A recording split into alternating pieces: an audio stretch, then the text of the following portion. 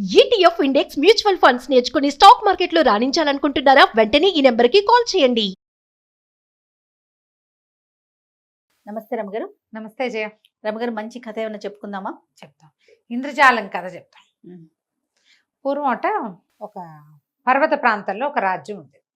ఆ రాజ్యంలో ఉన్న రాజుగారు చాలా స్ట్రాంగ్, బలిష్టమైన వాడు, లొంగేవాడు కాదు. పర్సనాలిటీ స్ట్రాంగ్, మెంటల్ గా స్ట్రాంగ్. ఓకే. Head strong. ఆయన లొంగేవాడు కాదు. ఆయన సార్వభౌముడు కూడా నమస్కారం చేసరగడు. అంత భీషణ ప్రతిజ్ఞ కలిగిన వాడు అనమాట. అయితే ఆ ఊళ్ళోనట, ఆ రాజ్యంలో ఒక ఇంద్రజాలికుడు ఉండేవాడు. ఇంద్రజాలికుడు అనకూడదు, ఇంద్రజాలం చేసేవాడిని ఐంద్రజాలికుడు అనాలి సంస్కృతం. ఇంద్రజాలం అనేది మ్యాజిక్. ఓకే. మ్యాజిక్ చేసేవాడిని మ్యాజిషియన్ అంటారు కదా, అట్లా ఇంద్రజాలం చేసేవాడిని ఐంద్రజాలికుడు అనాలి. ఓకే. ఈ ఐంద్రజాలికుడు ఏం చేసేవాడట, నీతో కనికట్టు చేసేవాడు. సాధారణ జీవితాలు ఉన్న వాళ్ళకి మంచి భోగాల్లో ఉన్నట్టు, హాయిగా రుచికరమైనవి తిన్నట్టు, ప్రయాణం చేసినట్టు, మబ్బుల్లో తేలిపోతున్నట్టు, ఇలాంటి భ్రమలు సృష్టించి వాళ్ళని సంతోషపెట్టేవాడు. వాడు ఒక కామన్ పీపుల్కి ఐంద్రజాలికుడుగా ఉండేవాడు. కానీ వాడు చాలా మంచి పేరు. ఎంత దుఃఖంలో కష్టంలో ఉన్న వాళ్ళనైనా సరే వాళ్ళని ఆ దుఃఖం పోగొట్టి సంతోషపెట్టేవాడు. సో పాఠక జనానికి ఎక్కువ ఆసక్తిగా ఉండేది. ఆ ఊరా ఈ ఊరా వాడి విద్యలు ప్రదర్శింపబడి ప్రజల్లో వాడి పేరు బాగా నాని, అంతే కదా, సాధారణ ప్రజలకు నచ్చితేనే ప్రభుత్వం తర్వాత యాక్సెప్ట్ చేస్తుంది. అవునవును. ముందు ప్రజల్లోకి వెళ్ళిపోవాలి చాప కింద నీరులాగా. ఈ వెళ్ళిపోయిన ఐంద్రజాలికుడి సంగతి మన రాజుగారికి తెలుసు. ఈయన హెడ్ స్ట్రాంగే, కానీ అదేమిటో అటువంటి విద్య ఏమిటో తెలుసుకోవాలని అనుకుంటారు కదా, అదేదో విచిత్రం అని. ఓనాడు వాడిని పిలిపించి అబ్బాయి, నువ్వేదో చాలా గొప్పగా ఇంద్రజాలం చేస్తావుట, అదేమిటో నాకు కూడా చూపించన్నాడు. అనేసరికి అతను అన్నాడు, నేను చిన్నవాళ్ళకి చేసేవాడినండి.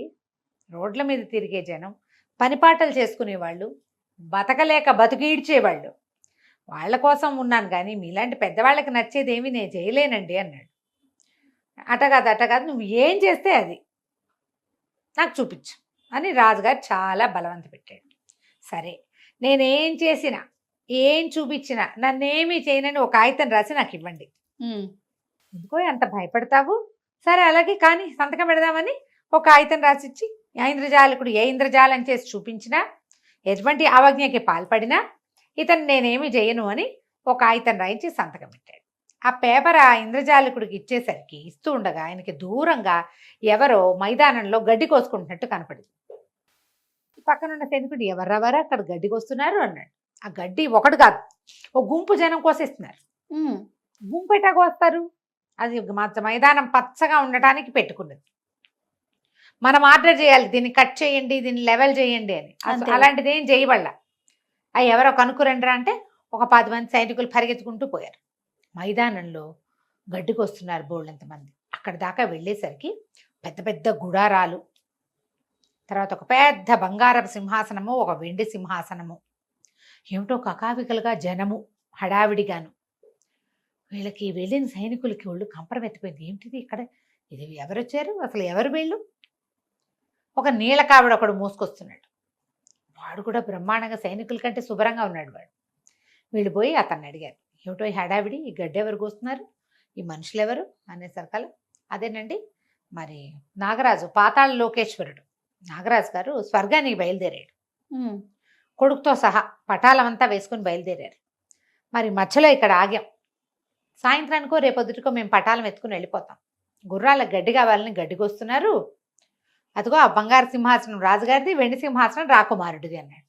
అనగానే వీళ్ళు ఆశ్చర్యపోయారు. అయ్యే బాబోయ్, పాతాళ లోకేశ్వరుడైన నాగరాజు మన ఊళ్ళో రాజుగారికి కిటికీలో నుంచి కనపడే మైదానంలో సింహాసనాలు వేసి కూర్చోవటమే, అదే కదా, మనకు తెలియపోతే ఎట్లా. కానీ వీళ్ళు ఆగ మేఘాల మీద పరిగెత్తుకుంటూ పోయారు. ప్రభు, వాళ్ళు ఎవరో గడ్డి కోసేవాళ్ళు కాదండి, వాళ్ళు నాగరాజులు. మరి పాతాళ లోకవాసులట, మొత్తం జనమంతా వచ్చారు. పెద్ద పెద్ద కుటీరాలు ఉన్నాయి, 2 బ్రహ్మాండమైన సింహాసనాలు ఉన్నాయి. ఆ సింహాసనం ముందు మన సింహాసనం దిగదొడడానికి కూడా పనికిరాదండి, దాని నిండా వజ్రాలు రత్నాలు ఉన్నాయి. మరి అంతా చాలా పటాటోపంగా ఉంది. వాళ్ళు ఆ స్వర్గానికి వెళ్తూ ఇక్కడికి వచ్చారట.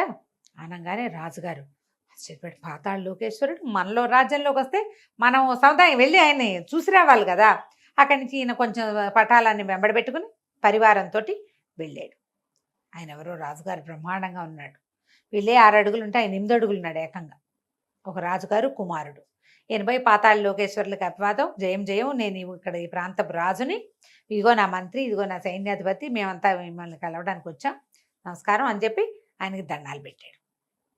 దండాలు పెడితే సరే ఆయన అన్నాడు, సరే రండి రండి, మేము అనుకోకుండా ఇక్కడ ఆగాం, మీరేనా ఈ ప్రాంతపు రాజు, కూర్చోండి అన్నాడు. ఈయన కూడా ఓ బంగారు సింహాసనం వేశారు. ఎక్కడికి వెళ్తున్నారు ఏమిటి అని కనుక్కున్నారు. మేము పాతాళంలో బోల్డని మొక్కలు పెట్టాం, పళ్ళ చెట్లు, ఈ పళ్ళ చెట్లన్నీ పైకి వెళ్ళి స్వర్గంలో కాయలు కాస్తున్నాయి. మరి చెట్లేమో మొదళ్ళేమో పాతాళంలో ఉండిపోయి తలకాయలేమో స్వర్గంలో ఉన్నాయి. పళ్ళన్నీ వాళ్ళు కోసేసుకుంటున్నారు దేవతలు. పళ్ళల్లో మాకు వాటా ఇవ్వట్లేదు, ఆ పళ్ళ వాటా సంగతి తేల్చుకుందాం అని కనుక్కోవడానికి బయలుదేరారు. మధ్యదారిలో ఆగాం. అంటే ఈ రాజుగారు సరే ఏదైతే సబబుగా ఉంది, కాకపోతే పాతాళంలో నుంచి స్వర్గంలోకి వెళ్ళే చెట్లు భూమండలం మధ్యలో నుంచి కదా వెళ్ళాలి, తట్టలేదు వీళ్ళకి, అడగల. ఆయన చెప్పింది విన్నారు. పైగా ఆయన మెరిసిపోయే బట్టలు, ఆ పర్సనాలిటీ, ఆ మధ్యలో పైన పాము పడగ, అవన్నీ చాలా ఆకర్షణీయంగా ఉన్నాయి. అక్కడి నుంచి ఈయనకి ఏమనిపించింది, ఈయన చూస్తే ఇంత బాగున్నాడు, కుర్రాడు మరీ మిస్మిస్లాడిపోతూ ముచ్చటగా ఉన్నాడు.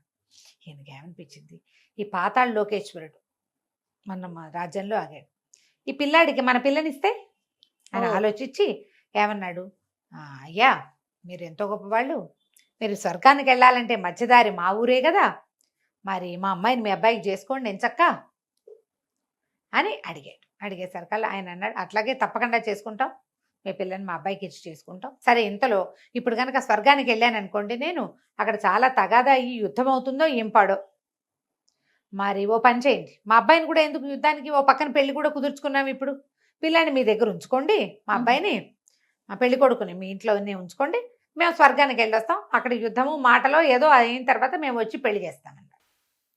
కుర్రాడిని ఉంచుకున్నారు. కుర్రాడు ఉండిపోయాడు. కొద్ది రోజు వీళ్ళేమో మొత్తం పటాలం అంతా వెళ్ళిపోయింది, అంటే స్వర్గానికి వెళ్ళింది అనమాట. కొద్ది రోజుల తర్వాత ఆకాశంలో నుంచి చేతులు కాళ్ళు మొక్కలు మొండాలు తెగి పడ్డం మొదలుపెట్టినాయి. అంటే యుద్ధం మొదలైందనమాట. చెయ్యి తెగి పడింది ఎవరిదో, ఇట రకరకాలు పడ్డాయి. ఈ పడే దాంట్లో ఒక దాంట్లో శిరస్సు పడింది. సైనికులంతా హాహాకారాలు చేశారు, అయ్యో అయ్యో నాగరాజు చచ్చిపోయాడు, ఈయనే పాతాళ లోకేశ్వరుడు అని. రాజు మంత్రి పరిగెత్తుకుంటూ వెళ్ళి చూసొచ్చారు. చూస్తే ఏముంది, పాతాళ లోకేశ్వరుడు సాక్షాత్తు. అయ్యో బాబోయ్, ఇప్పుడు ఇది కనపడితే పిల్లాడు పెళ్లి కొప్పుకుంటాడా, బెంగపెట్టుకుంటాడో ఏమిటో, అందుకని ఏం చేశారు, మనం ఈయన దహనం చేసేద్దాం ఈయన తలకాయని అని కింద పడ్డ శరీర అవయవాలన్నిటినీ పోగేసి ఈ పాతాళ లోకేశ్వరుడి ముఖానికి మాత్రం ప్రత్యేకంగా ఒక చితి పెట్టి అన్నీ కాల్పించారు. వీళ్ళ దగ్గర ఉన్నాడుగా పాతాళ లోకేశ్వరుడి కుమారుడు, నాగరాజ కుమారుడు, అతనేదో లోపల నుంచి బయటకు వస్తూ అక్కడ పొగొస్తోంది ఏంటి అని ఒక ముసలి దాదెమ్మని అడిగాడు. అమాయకురాలైన ఆ దాది, అయ్యో మీ నాన్నగారి చితి కాదుటండి అది అని చెప్పింది. చెప్పేసరికల్లా రాకుమారుడు ఒక్క పరుగును వెళ్ళిపోయి ఆ చీతిలో దూకేశాడు, హాహాకారాలు చేస్తూ మా నాన్నో అనుకుంటూ. లబో దిబోమన్నారు పెళ్లి కొడుకు. ఇప్పుడు ఏం చెయ్యాలి, సరిగ్గా 5 రోజులు గడిచింది. పాతాళ లోకేశ్వరుడు వచ్చేసి అడిగాడు, మా అబ్బాయి ఏడే అనగానే వీళ్ళు తెల్లపోయారు. ఈయన వచ్చాడేమిటి, ఈ పిల్లాడు కాస్త దూకేశాడు, ఇప్పుడు ఏం సమాధానం చెప్పాలి, ఆడిపోయారు సైన్యం అంతా. అక్కడి నుంచి పాతాళ లోకేశ్వరుడు తన సామాన్లు సరంజామాతో సహా వచ్చేసాడు, బంగారు సింహాసనం మీద కూర్చున్నాడు.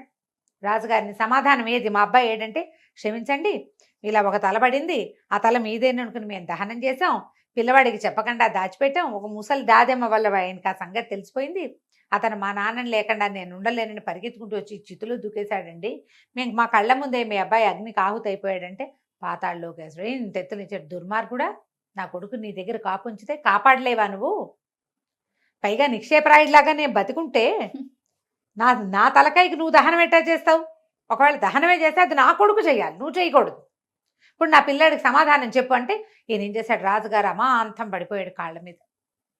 పాతాళ లోకేశ్వరుడు కాళ్ళు పట్టేసుకున్నాడు, నన్ను క్షమించండి నాగరాజా, మమ్మల్ని శపించకండి, మా రాజ్యాన్ని కాపాడండి, ఇలా పొరపాటు జరిగింది మా వల్ల, మీ అబ్బాయి దుఃఖం తట్టుకోలేక ఇంత పని చేశాడు, మమ్మల్ని క్షమించండి క్షమించండి అని కాళ్ళు పుచ్చుకున్నాడు. సాష్టాంగ పడిపోయాడు. సరిపోగానే ఎందుకెందుకు కాళ్ళు వదిలిపెట్టండి పర్వాలేదు అని సౌండ్ వినపడింది. ఆశ్చర్యపడి పాతాళ లోకేశ్వరుడు గొంతు బదులు ఐంద్రజాలికుడు గొంతు వినపడుతోందని తలకాయ ఎత్తి చూస్తే ఏముంది, ఒక బండ మీద కూర్చుని ఉన్నాడు ఐంద్రజాలికుడు, ఆయన కాళ్ళు పుచ్చుకుని తన నేల మీద పడుకుని ఉన్నాడు రాజుగారు. ఓహో. నిర్ఘాంతపోయాడు. హౌరా ఇదంతా ఇంద్రజాలమేనా అన్నాడు. అవును ప్రభు, ఇదంతా కనికట్టేనన్నాడు అతను. ఈ కథ అంతా కనికట్టే. కనికట్టే. ఆయన నిర్ఘాంతపోయాడు. ఏది నా కత్తి అన్నాడు. అన్నాక తట్టింది. ఉత్తరం కాగితం రాయించుకున్నాడు. ఏమిటి, నేనేం చేసినా నన్నేం అనకూడదు అని. అవునవును. అక్కడి నుంచి లేచి నిలబడ్డాడు. ఇంద్రజాలికుడు అన్నాడు, ప్రభు ఏదైనా బహుమానం ఇప్పిస్తే పుచ్చుకుని వెళ్ళిపోతానండి అన్నాడు. ఈయనకి లోపల లోపల రగిలిపోతోంది. అందరూ చూస్తూ ఉండగా ఒక సామాన్య ఐంద్రజాలికుడి కాళ్ళు పట్టుకుని నేల మీద సాష్టాంగం పడి ఉన్నాడు. తను బహుమతి ఇచ్చి పంపించేశాడు. ప్రజలంతా చెప్పుకున్నారు, ఐంద్రజాలికుడు రాజుగారు శపించమంచాడు. సామ్రాట్టు కూడా దండం పెట్టని రాజు నమస్కారం చేయని వాడు తల దించడు. అంత హెడ్ వెయిట్, అంత హెడ్ స్ట్రాంగ్. చివరికి కనికట్టుకి లోబడి, మాయకి లోబడి దండం పెట్టేశాడని ఎన్ని సంవత్సరాలో చెప్పుకున్నారట. కథ కంచికి మనం ఇంటికి. చాలా బాగుందండి. నమస్తే. నమస్తే.